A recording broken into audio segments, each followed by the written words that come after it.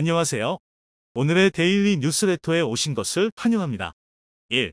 바이든의 충격적인 발언. 2. 이건 우리가 이르잖아. 3. 대한민국의 진정한 힘. 한번 진실을 알아봅시다. 얼마 전 미국 바이든 대통령이 기자회견을 통해 910일 테러의 주범이자 오사마 빈 라덴에 이어 알카에다를 이끌던 알자와히리를 제거했다고 밝혔는데요. 여전히 미국은 테러와의 전쟁에서 물러날 생각이 없고 미국의 적은 끝까지 추격할 것이라 엄포했습니다. 이번 알자와히리 제거 작전에 미군의 최신형 무인기가 동원됐다고 밝혔는데요. 미군의 무인기에서 닌자 미사일이라는 별명으로 불리는 헬파이어 R9X 미사일이 발코니에 나와있던 알자와히리를 정확히 노리고 발사됐다고 합니다. 미국의 헬파이어 미사일은 공격 헬기와 무인기의 주무장으로 사용되며 최강의 대전차 미사일 자리를 지켜왔습니다. 최근 국방과학연구소에서 한국형 헬파이어 미사일을 공개했는데요. 그런데 이 차세대 전술유도 미사일의 공개된 스펙이 무려 헬파이어 미사일의 3배에 달한다고 하는데요. 이 무시무시한 성능의 한국형 헬파이어 미사일이 한국산 스텔스 무인기에 장착될 예정이라고 밝혀져 한국의 드론 전력을 우습게 보던 중국에 큰 충격을 주고 있다고 합니다. 헬파이어 미사일 공습은 부가적인 피해를 줄이면서 목표물을 효과적으로 타격할 수 있어 미군에서 오랫동안 애용해왔는데요. 기존 헬기에 주로 탑재되어 운용되었던 헬파이어 미사일이었지만 무인기의 본격적인 운용으로 전성기를 맞이하게 됩니다. 헬기와 달리 소음을 내지 않는 무인기에서 발사되어 높은 고도에서 내리꽂는 헬파이어 미사일은 하늘에서 내려온 죽음의 천사와도 같았죠. 여기에 헬파이어 미사일의 개량형인 헬파이어 R9X가 등장하며 대인 목표물을 대상으로 더욱 치명적인 무기로 재탄생했습니다. 그런데 한국에서 개발 중인 유도미사일의 스펙이 헬파이어 미사일의 3배에 달한다고 밝혀졌는데요. 현무, 신궁, 천궁, 형궁 등 뛰어난 성능의 국산 미사일을 수차례 개발했던 국방과학연구소에서 차세대 전술 유도무기를 공개했습니다. 기존 보병용으로 개발되었던 형궁 대전차 유도미사일보다 대용으로 한국산 군용 무인기와 FA-50에 도입할 예정이라고 합니다.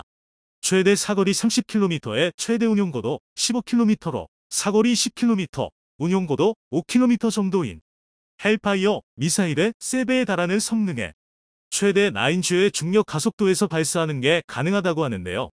이는 무인기나 FA-50이 속도를 줄이지 않은 채로 목표물을 향해 발사하는 게 가능하다는 걸 의미합니다. 이러한 스펙이 공개되자 군사 전문가들이 믿을 수 없다는 반응을 보였는데요. 이는 기존 무인기를 이용한 전술의 패러다임을 바꿔놓을 만한 성능이기 때문입니다. 기존 미군이 무인기로 헬파이어 미사일을 발사하기 위해서는 5km 고도까지 내려와 속도를 200kmh까지 줄여야 했었습니다. 때문에 미사일 발사 직전에 발각될 경우 격추될 확률이 급격하게 높아졌었습니다. 군용 무인기가 한두 푼 하는 물건도 아니었기에 조금의 대공 무기만 있어도 무인기의 공격적인 운용이 불가능했죠. 그런데 이 한국형 헬파이어 미사일이 도입된다면 고고도에서 순식간에 미사일을 발사하고 철수하는 게 가능해집니다. 거기에 사정거리 3배는 단순히 3배 멀리 쏠 수 있는 것뿐만 아니라 기존 헬파이어 미사일이 지배할 수 있던 공역의 9배 이상의 범위를 무인기의 킬존으로 만들 수 있게 된다는 것을 의미합니다. 이러한 성능에 미군을 비롯해 한국산 무기를 수입하던 국가들에서 높은 관심을 보이고 있는데요. 이 차세대 유도미사일이 무인기에 장착될 경우 그동안 지적받아왔던 한국산 무인기의 공격력 부재 문제도 해결될 것으로 기대받고 있습니다. K9, KF-21, K2 등의 한국산 무기들에 비해 한국산 무인기의 인지도는 상대적으로 낮았었습니다. 이 때문에 한국이 드론 약소국이라는 인식이 존재했었는데요. 이는 명백히 사실이 아니라고 단언할 수 있습니다. 한국의 군용 무인기 개발 역사는 무려 1977년까지 거슬러 올라갑니다. 한국형 무인기 개발 시작 후 4년 만에 비행이 가능한 실증 기체 솔개를 만드는 데 성공했는데요. 하지만 1984년 국산 무기 개발에 투입되던 예산과 인력이 축소되며 한국형 무인기 개발은 갑작스럽게 중단되고 말았습니다. 그렇게 잊혀지는 듯 했지만 1990년 걸프전이 발발하며 전 세계에 군용 무인기 열풍이 불기 시작합니다. 당시 미군은 걸프전에서 무인기를 적극적으로 운용하며 전쟁의 양상을 뒤바꿔 놓았습니다. 이는 현대 무기사에서 항공모함의 등장만큼이나 충격적인 사건이었습니다.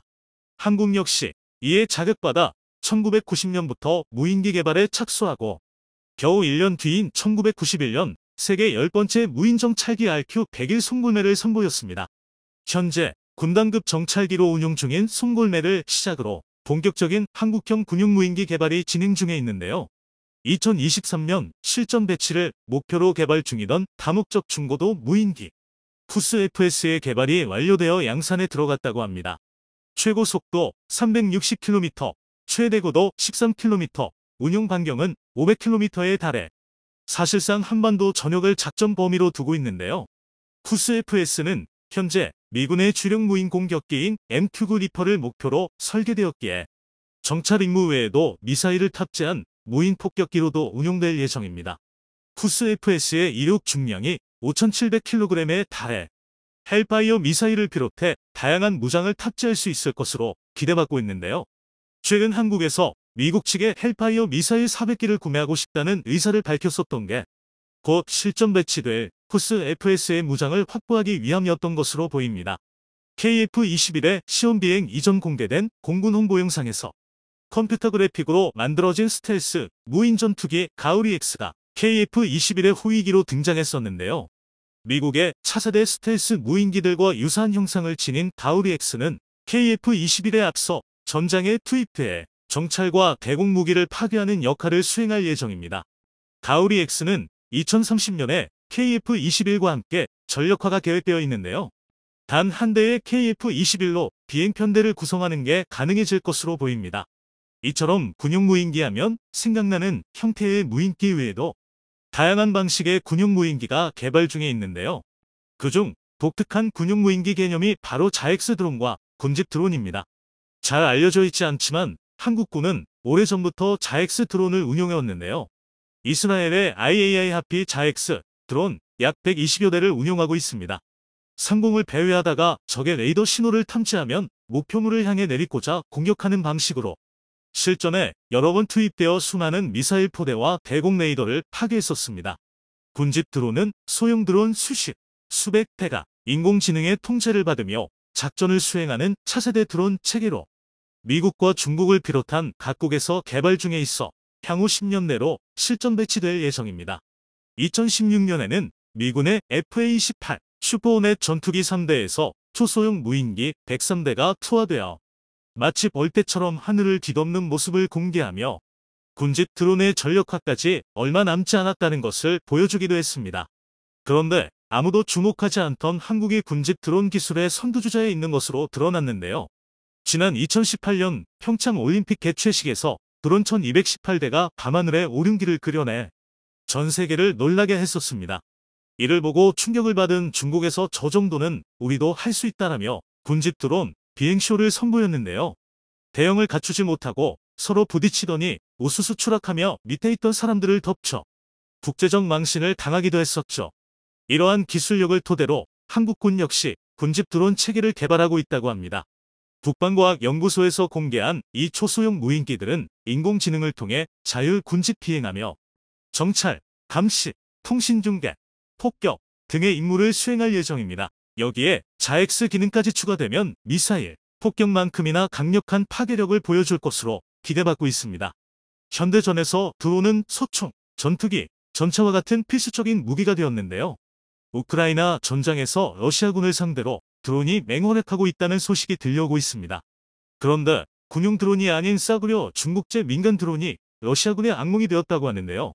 우크라이나에 중국산 드론 수백 대가 기증되었는데 여기에 테이프나 끈을 이용해 수류탄을 싣고 가 러시아군의 머리 위에 떨구어 군용 드론들보다 러시아군에 막대한 피해를 입히고 있습니다.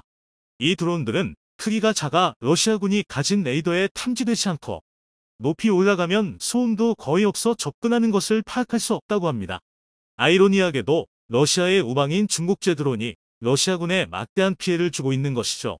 현대전에서 드론들이 활약하며 드론을 잡기 위한 기술도 각광받고 있습니다. 프레데터, 리퍼와 같은 군용무인기 외의 소형 드론들은 가격도 훨씬 싸고 작아서 현재의 대공무기 체계로 대응하기엔 수지타산이 맞지 않습니다. 수십만 원짜리 드론 한 대에 수억 원짜리 대공 미사일을 낭비하는 셈이니까요. 덕분에 이제 사양길에 올랐나 싶었던 대공 무기가 다시금 주목받고 있는데요. 일반 대공 무기들보다 짧은 사거리로 외면받았던 대공 장갑차가 대대드론전 종결 병기가 된 것입니다.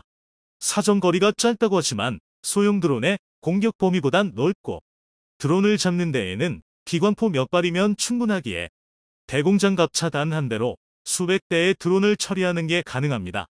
하지만 드론의 등장 전 대공 장갑차는 현대전에 쓸모가 없다고 판단한 각국에서는 개발을 중단하거나 퇴역 수순에 들어갔었는데요. 한국은 북한의 구형 공격기를 이용한 저공 침투를 막기 위해 K-30BO를 지속적으로 운용하며 개량을 거듭해왔었습니다. K-30의 개량형인 BOII에는 지능형 공중폭발탄을 사용하는 40mm 기관포와 지대공, 대전차 미사일이 탑재되고 위상 배열 레이더와 전자광학 추적 장치가 탑재되어 사실상 현존하는 세계 최강의 적어도 방공 시스템이라고 할 수 있습니다. 한국군은 오래전부터 드론이 미래의 전장을 지배할 것으로 보고 준비를 해왔었습니다. 그리고 드디어 공개된 차세대 공대지 미사일과 국산 스텔스 무인기가 만나 대한민국의 적을 공포에 떨게 할 드론 전력이 완성되어 가고 있습니다. 볼 수도 없고 막을 수도 없는 최강의 비수수가 탄생한 것이죠.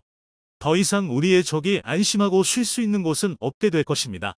최근 한국형 초음속 전투기 KF-21의 25차 시험 비행이 성공적으로 완료된 직후 매우 이례적으로 세계 최강의 전투기 보유국인 미국에서 현재 한국이 보유한 기술력을 인정한다는 군사전략 싱크탱크의 놀라운 분석 결과가 나와 전 세계적인 화제가 된 바 있었는데요.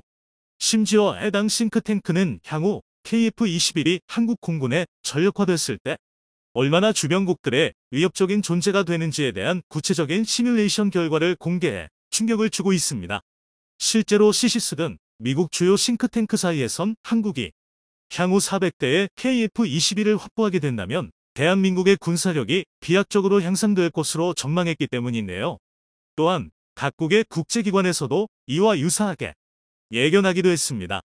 더욱 충격적인 사실은 이들 매체들에서 2030년대 이후 한국의 차세대 전투기의 배치가 마무리되는 시점에서 만약 중국과의 관계가 악화돼 군사적 대립이 생길 시 이전까지는 전혀 상상하지 못한 놀라운 결과가 나오고 있다고 분석했다는 점이었는데요.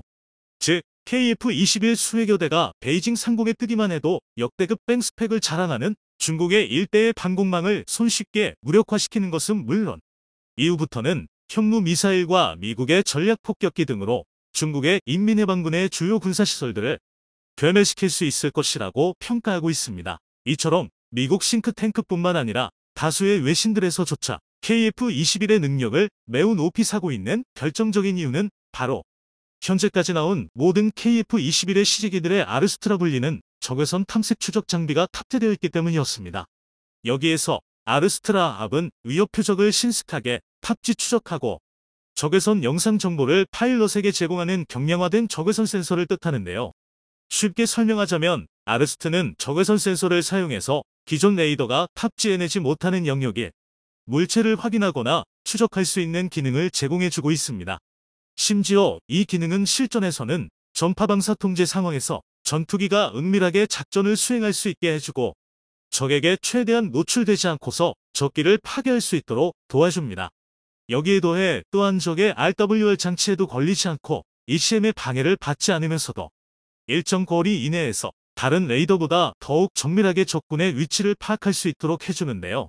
더욱 충격적인 사실은 이 압도적인 성능을 발휘하는 아르스트 기술력이 무려 수십 년 전에 이미 개발이 완료되었던 구식 기술력이라는 점입니다. 그렇다면 여기에서 한 가지 의문이 생길 수밖에 없는데 현존하는 최강의 전투기라 불리는 스텔스기를 찾아낼 수 있는 압도적 성능의 아르스트가 왜 지금까지 각광을 받지 못했으며 과거에 나온 기술력을 탑재한 KF-21이 현재 다시금 전 세계적인 주목을 받고 있는 것일까요? 우선 현재 세계 각국의 전투기 기술력의 척도가 되고 있는 것이 바로 스텝스 기술이라는 점을 주목해야 하는데요.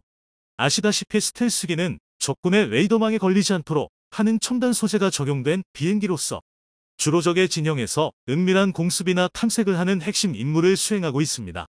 여기에서 스텔스기가 적에게 포착되지 않는 이유는 바로 적군이 쏘는 레이더 주파를 스텔스기에 사용된 RAM 도료나 스텔스기 구조로 제작된 레스 구조로서 전파를 완벽하게 상쇄시키는 기능을 보유하고 있기 때문이네요.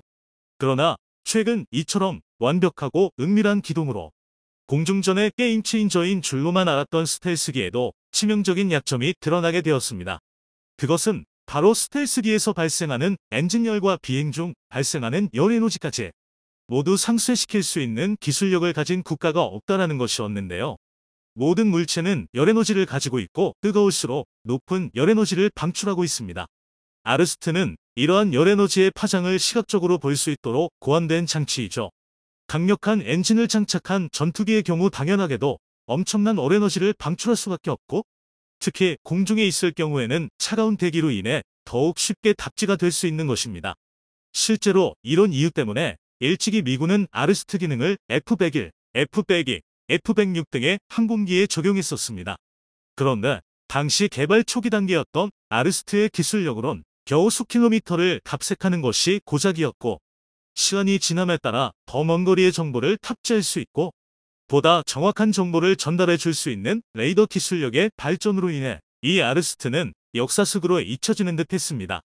특히 1960년대 이후 미국의 레이더 기술력이 폭발적으로 발전하에 따라 미국은 완전히 아르스트 기술력을 버리고 레이더 기술력에 집중을 한 결과 현재 미국의 F-15, F-16, FA-18 등 4세대 전투기에서는 아르스트를 채택하지 않고 모두 강력한 레이더로 무장해 전장을 지배해 나갈 수 있게 되었죠. 이와는 달리 1970년대 스텔스 기술력이 미국에 비해 현격하게 떨어졌던 소련은 아르스트 기술력에 더욱 매진을 하게 되고 이후 이를 더욱 발전시켜 미그 29, 수 27 등의 기본으로 장착했지만 이 당시에도 역시 미국의 첨단 레이더에 비해 성능이 현격하게 떨어진다는 혹평을 받아왔습니다. 그런데 아이러니하게도 5세대 전투기인 스텔스 전투기의 등장으로 인해 아르스트 기술력이 재조명되기 시작했는데요. 스텔스기는 레이더, 적외선, 유관 등의 시스템으로부터 탐지되는 것을 막기 위해 고안되었는데 가장 최우선적 고려사항으로 채택된 것이 바로 레이더 저피담 능력이었습니다. 그렇기 때문에 필연적으로 고출력 엔진을 활용하고 있는 스텔스기 역시 엄청난 엔진 열에너지를 줄이는 것이 어려웠고 또한 막강한 출력으로 인해 비행 중 발생하는 열에너지까지 상당해 결국 열에너지의 파장을 탐색하는 아르스트에게 쉽게 노출이 될 수밖에 없었던 것이었죠. 심지어 초기 미국과 소련이 채택했던 아르스트 기술력의 경우 탑색거리가 수 킬로미터밖에 되지 않았지만 최근에는 센서 기술력 등의 발달로 인해 무려 100km 거리에 있는 전투기까지 감지해낼 수 있도록 개발돼 현재 스텔스기를 찾아낼 수 있는 핵심 기술로서 급부상하게 된 것이었습니다. 때문에 그간 적국의 스텔스기를 찾아낼 기술력이 없었던 다수의 국가들에선 이런 열에너지를 탐지할 수 있는 아르스트 기능을 보유한 전투기를 도입하기 위해 혈안인 상황인데요. 특히 최근 이 아르스트 기능을 탑재한 유로파이터 타이푼이 F-35를 44km 거리에서 포착했다는 사실이 밝혀지며 서로 레이더를 포착하지 못하는 상황에서 아르스트 기술력이 공중전에서 매우 유리한 위치를 점유할 수 있게 해준다는 분석이 속출하고 있습니다. 결정적으로 이러한 기술력을 버렸던 미국조차도 최근 부랴부랴 아르스트 기술력을 발전시키고 자국의 전투기에 추가적으로 탑재하고 있을 정도이니 현재 아르스트 기술력이 얼마만큼 각광을 받고 있는 것인지 매우 잘 드러나고 있는 것 같습니다. 게다가 현재 KF-21이 전 세계적 주목을 받고 있는 이유는 KF-21에 탑재된 아르스트 기술력이 TGP와 연동되어 광학적으로 더욱 진보되고 이사 레이더와 더불어 항공기 내 모든 시스템과 상호 보완을 하도록 설계되어 있어 KF-21의 원거리 교전과 근거리 교전 능력이 극대화될 수 있을 것이라는 전문가들의 분석이 나오고 있기 때문이었습니다. 심지어 최근 중국이 KF-21의 부족한 무장 탑재량과 떨어지는 스텔스 성능을 조롱하며 자국산 스텔스 전투기의 육중한 덩치로 인한 무장 탑재량을 자랑한 바 있었는데요. 그러나 수많은 외신들에서 이미 노출되었다시피 중국이 그토록 자랑하는 스텔스 전투기는 그 육중한 덩치에 걸맞지 않게 엔진 기술력이 처참할 정도로 떨어져 교전 시 부족한 전투기의 추진력을 내기 위해 애프터버너를 필연적으로 사용할 수밖에 없다는 분석이 나온 바 있습니다. 그렇게 되면 당연하게도 아르스트를 탑재한 KF-21의 답지거리에 손쉽게 포착되기 때문에 중국이 그토록 자랑하던 스텔스 기능은 이미 완벽하게 무력화된 것이나 다름이 없으며 공중전에서 무장 탑재량을 포기하지 못하는 육중한 덩치 역시 기동력을 떨어뜨리는 결정적인 역할을 해 치명적인 단점이 될 것이라고 분석되고 있습니다. 특히 우리 군은 2028년까지 우선 40대의 이 아르스트 기술력을 탑재한 전투기 배치로 시작해 2032년까지 80대를 추가 배치할 예정이며 도합 120대의 전투기를 운용하겠다는 입장을 밝히고 있는데요. 심지어 향후 수출 실적이 늘어날 시 양산 단가는 대폭 줄어들기 때문에 이미 우리 공군은 향후 수백 대 이상의 추가 양산의 의지도 드러내고 있는 상황입니다. 특히 얼마 전 한국이 개발한 스텔스 신소재는 현재 아르스트와 기술력과 더불어 향후 KF-21이 4.5세대 전투기를 넘어 단숨에 5세대나 6세대 전투기로 거듭날 수 있다는 긍정적 전망치들이 속출하고 있습니다. 심지어 해당 신소재는 미국도 기술 난이도가 너무 높아 양산을 포기해버렸던 기술력이기 때문에 현재 세계 각국에 엄청난 관심이 집중되고 있는 상황인데요. 아르스트 기능이 아무리 발전됐음에도 불구하고 최근 최신의 전투기는 스텔스 기술이 있느냐 없느냐로 나뉠 정도로 첨단 전투기의 척도가 되고 있습니다. 그리고 여기에는 어떤 스텔스 기술이 들어갔느냐에 따라 전투기의 성능이 좌지우지된다고 해도 과언이 아닌 상황이죠. 그래서 전 세계의 군사 열강들에선 전투기의 생존력을 높이기 위해 스텔스기가 아니더라도 기본적으로 스텔스 소재를 기존 전투기에 접목시키고 있을 정도입니다. 또한 이 때문에 현대의 공중전도 스텔스 전투기에 맞서는 무기체계로 변화되고 있는데요. 실제로 스텔스 전투기를 공격하는 미사일은 주로 레이저 유도 미사일을 채택하고 있습니다. 레이저 유도 미사일은 레이저를 표적에 비췄을 때 빛이 표적의 표면에서 상건되기 때문에 이때 되돌아오는 광원의 양을 이용해 미사일을 유도하는 방식입니다. 때문에 레이더에 탐지되지 않는 스텔스 전투기들을 상대로 아르스트와 더불어 매우 효과적인 공략법으로 거론되고 있는데요. 이것이 바로 앞서 언급한 TGP인 전자광학 표적 추적 장비입니다. 그러나 여기는 치명적인 문제가 있었습니다. 바로 레이저 광을 완전히 흡수하는 기체 표면을 구현한다면 날아오는 미사일을 유도하는 상광광의 발생을 억제할 수 있게 되는 것이죠. 그런데 이 엄청난 기술을 얼마 전 한국이 독자적으로 개발에 성공해낸 것이었는데요. 실제로 국내 연구진이 공개한 영상 사진을 살펴보면 기존 소재의 물체는 빨간색으로 선명하게 드러나는 반면 한국이 개발한 소재가 적용된 물체는 거의 식별이 불가능할 정도로 방사 신호를 저감하고 있는 것을 볼 수 있습니다. 또한 통상적으로 스텔스기를 공격하는 미사일은 물체 표면에서 방출되는 적외선을 감지해 표적을 추적하는데 이번에 한국이 개발한 소재는 마이크로 나노 금속 구조를 활용해 표적에서 방출되는 특정 적외선 분광을 최대한 억제하고 검출기에서 탐지되는 신호를 대쪽 줄일 수 있는 놀라운 성능을 지닌 것으로 드러났습니다. 실제 국내 연구진이 공개한 IR 적외선 탐지기 사진을 보면 소재 적용이 안 된 물체는 흰색으로 적나라하게 드러나고 있지만 신소재가 적용된 물체는 이와 같이 쉽게 드러나지 않아 검은색으로 표시되고 있는데요. 특히 이는 앞서 언급한 아르스트에게 발각되는 사례를 줄일 수 있는 핵심적인 기능이기도 해 엄청난 주목을 받고 있습니다. 다시 말해 사실상 이번에 한국이 개발한 스텔스 소재는 모든 적의 유도 무기를 무력화한다고 봐도 무방하다는 뜻이 되는 것이죠. 결국 적이 보유한 반 스텔스 탐지 장비에는 탈취되지 않으면서도 검출되는 신호가 극히 미약해 미사일 조준이 완전히 불가능해져 오직 유관만으로 포착해 기체에 탑재된 기관포만으로 KF-21을 상대해야 한다는 말이 되는 것입니다. 때문에 현재 다수의 전문가들은 이번에 한국이 개발한 스텔스 신소재가 KF-21의 양산에 본격적으로 활용될 시 현존하는 탐지 장비로는 KF-21을 상대하는 것이 매우 까다로워질 것이라는 분석을 내놓고 있습니다. 실제로 이 때문에 그간 한국의 KF-21을 폄하하기 바빴던 나라들에서 극도의 당혹감을 표출하고 있는 상황인데요.